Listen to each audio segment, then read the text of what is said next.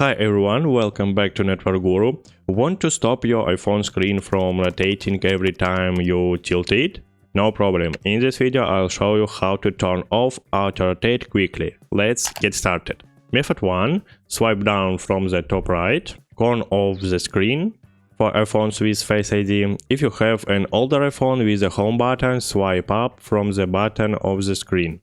Find the rotation lock icon, a lock with a circle arrow. Tap the icon to turn it on.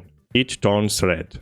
How your screen will stay in its current orientation even if you rotate your iPhone. Method 2. Open apps that support rotation, like Safari or YouTube. Try turning your iPhone sideways. If the screen does not rotate, that lock is enabled successfully. That's it. If this video is helpful for you, don't forget to hit the like button.